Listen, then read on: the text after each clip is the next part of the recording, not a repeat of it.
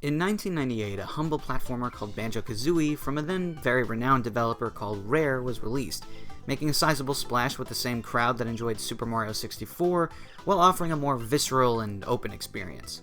While Mario 64 featured some character dialogue and all of 2 cutscenes, story took a real backseat to the gameplay and environments, and considering what 3D platforming was at the time in its infancy, it's probably for the best that we wouldn't see any lucrative story content in a Mario game until Super Mario Sunshine.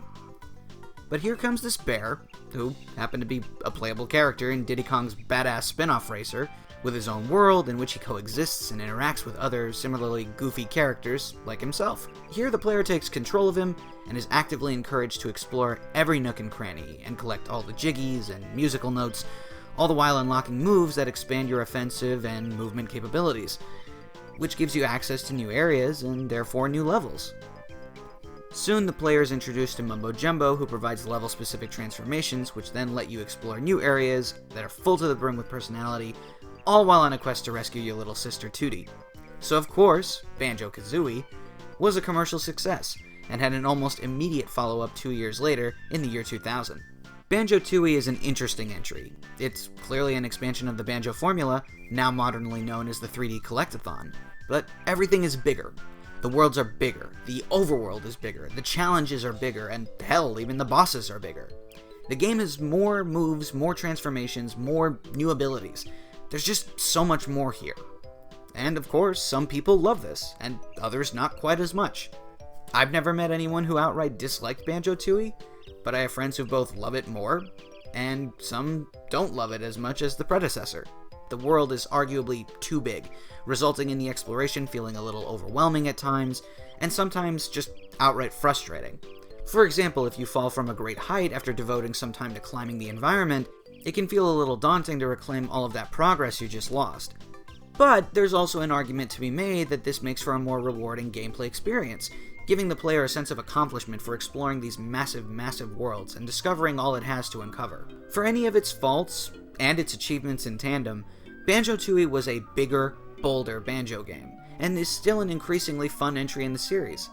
Oh, and its GoldenEye-style multiplayer mode is freaking awesome. Go play it if you have it. If you have a 64 and you have a copy of this game, get your buddies, play that right now. Yes, now, pause the video. Go, get going. I can't believe I've gone on this long without mentioning the music. Rare's most notable games have always been known for having incredible soundtracks, and Grant Kirkhope's work here, which rivals that of David Wise's music on Diddy Kong Racing, is phenomenal. Each track is really catchy, uses a multitude of differently sampled instruments to create these wholly unique personalities for every level. The way that Treasure Trove Cove uses a Little Mermaid-style xylophone tune, while Freezeezy Peak uses Christmas-like jingle bells to give you a frosty holiday vibe. It all feels very inspired and will undoubtedly stick with you. Banjo without Grant Kirkhope is much like Nintendo without Koji Kondo, or Donkey Kong without David Wise. When it all comes together, it all makes for a very wonderful and very contemporary experience. So sadly, it is at this point in the timeline where I have to point out Banjo's series, and Rare as a whole, begins to meander. Rare at the time was halfway owned by its founders, and the other half was owned by Nintendo. Through some purchasing hullabaloo, Nintendo wound up selling their shares, and the company was later acquired by Microsoft. Rare committed to a few loose releases through publisher THQ in the midst of this, including a portable Banjo game, but ultimately we would not see any more Banjo for almost 10 years. And of course we all know what happens next. Roll on to late 2008 when Banjo Lego Racers, or more commonly known as Nuts and Bolts, releases. I'm sure even nowadays it still has its fans here or there, but this was an otherwise mediocre game surrounded by a pretty strong air of disappointment, and it's not hard to see why. When its teaser trailer released, it showed more or less what Banjo and Kazooie would look like, and sure as heck implied a new platformer with, new moves, and offered a tease that was definitely familiar to us fans.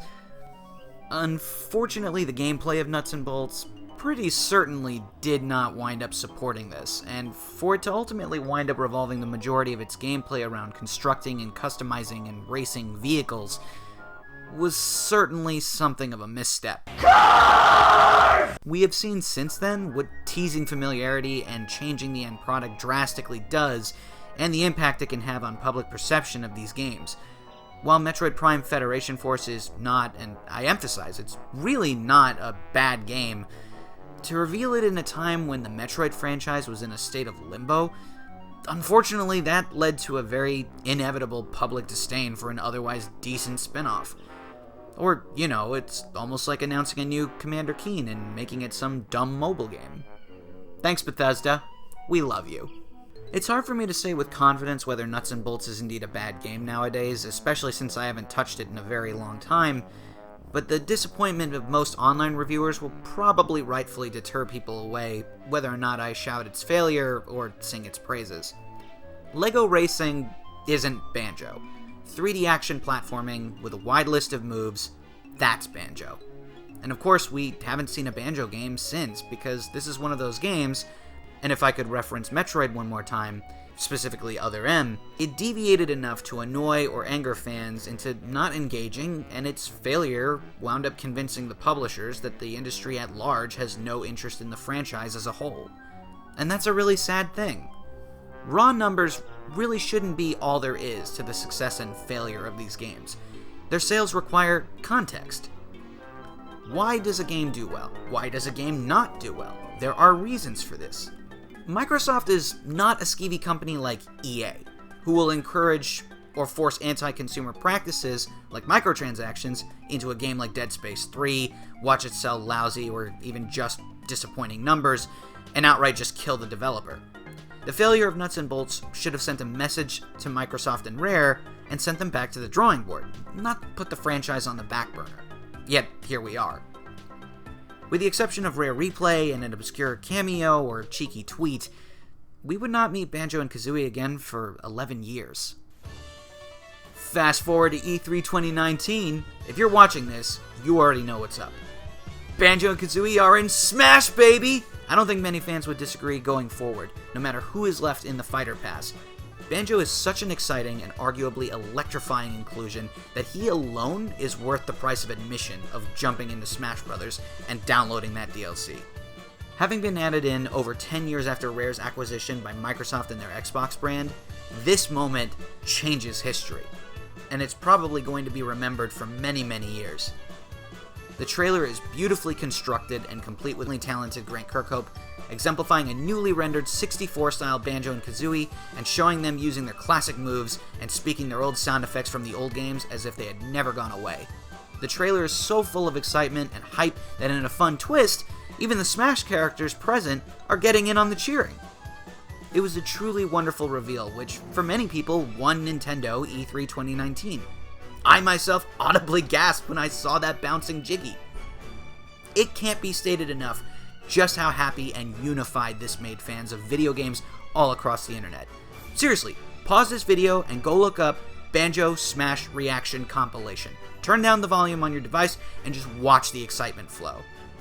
I even witnessed people on different message boards and comment sections who didn't seem to know or particularly care for Banjo suddenly indulging the joy and congratulating us fans. To make things even more interesting, while Nintendo's entire E3 presentation was largely positively received, it didn't make the biggest splash in terms of trending on social media, whereas Banjo's Smash trailer practically broke the algorithms. People wanted Banjo, and what people got was indeed some Banjo. Uh-oh. Uh-oh? Banjo. Banjo?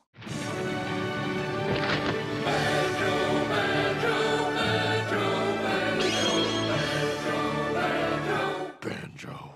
Which allows me to segue into the core argument to be made here. Guys, Microsoft, Rare, Phil Spencer, buddy! Hear me out when I say this. Now is the time to make Banjo 3. Us fans, we want to see Banjo in his own game series again. Not in LEGO Racers, not in a port, although a Switch port would certainly not go unappreciated, but in a brand new entry that continues to provide what we all love about these characters and their world. Keeping Banjo and Kazooie's designs consistent with their appearances in Smash Bros. Would also be a wonderful treat, but honestly, I'll even accept the Nuts and Bolts design at this point if it at least means having the familiar action platforming and exploration gameplay. Look, Nintendo had a very solid E3 this year, and showcased some really cool stuff, at least in my view. But Banjo's Smash Bros. Reveal was such a massive bombshell, even those of us who knew it was coming ahead of time through leaks were still hugely surprised. This industry clearly wants Banjo-Kazooie. there has to be enough obvious demand for a new good entry in this series at this point. And I'm not just asking for an HD reimagining or continuation of 2E either. Go ahead and add some new moves and abilities, throw in some new types of collectibles if you must, maybe an online mode or something. You don't necessarily have to use Kazooie or 2E as cheat sheets. All you really need to do is look at what made these two games so fun and charming, and give the next entry some nuance to modernize it, polish it, and make it feel like a fresh and inspired experience, without deviating so far as to make a whole different type of game. Like Lego Racers. Hey, you ever play the actual Lego Racers? You know, the one back in the day? It's a pretty fun racer. It's not even just Smash Brothers and the hype buzz it's creating that really sells this idea, in my opinion. In recent years, action platformer games that emphasize open environments with a lot of exploration and verticality have been on the rise. Nintendo just blew out two of the best Mario and Zelda games, at least in my opinion, to date, while indie titles such as Poi and A Hat in Time have been serving up some additional collectathoning on the side. Hell, even former Rare alumni came together, formed Playtonic, and created a very similar experience in the form of Yooka-Laylee. What I'm getting at is there is a demand for these exploring games, where you fight baddies and collect lots of cool stuff. So, Microsoft and Rare, you guys who still house one of the most quintessential franchises known for the influence it has on this genre. You still seem rather coy on greenlighting this new installment, and while I'm no analyst or expert, prior to this E3, I can sort of understand, but now we're at a point where a fan-friendly new Banjo entry performing well seems like an inevitability. Banjo and Kazooie are clearly still very beloved characters, as are their first two games, and as time goes on, it gets harder and harder to pass by E3 without any sign of them to grace our eyes in any notable or practical way. With Smash Brothers, we're now in a satisfying situation where, at least in the eyes of many fans, these characters are now back where they belong with Nintendo, with a trailer that clearly shows a lot of love for the characters as well as the fans, taking all those years of enjoyment and just meticulously crafting it into this one moment. If there was any time in which the idea of a successful modern interpretation of these characters is viable, it's now. To Microsoft, to Nintendo, and Mr. Sakurai, to everybody involved who made this wonderful crossover happen, I want to extend my thanks to you. On behalf of mostly myself, but I'm sure on behalf of many, many fans within this industry. Thank you all for coming together and making this wonderful history-changing event happen. Banjo and Kazooie are back, everybody. Restored to glory in Smash Brothers, and we love every bit of it. But now it's on Microsoft to keep that momentum going, to take advantage of the hype train and make the franchise itself truly relevant again.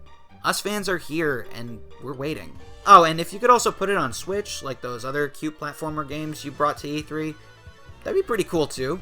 I'll buy both versions, without any hesitation.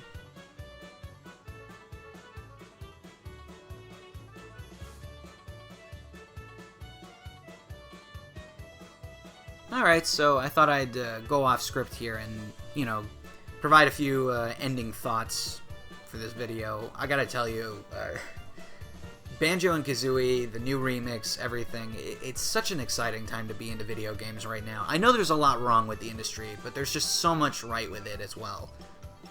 It's hard to tell whether there was a better time to be a gamer right now. Final Fantasy Remake, Avengers, like all that fun stuff. It's incredible to me how many cool games are coming out, and it's all high quality stuff. You always had to worry about what was good, what was decent, what was crap back in the day. And for the most part, nowadays, you very rarely have, like, clearly unfinished crap. And when there is unfinished crap, it's usually from the same publishers over and over.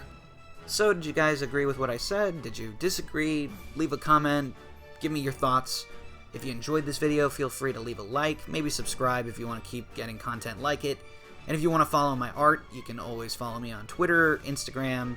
Those are where I'm most active. And yeah, that's pretty much all of it for this video. Hope you guys have enjoyed it, and I'll catch you guys next time. See ya!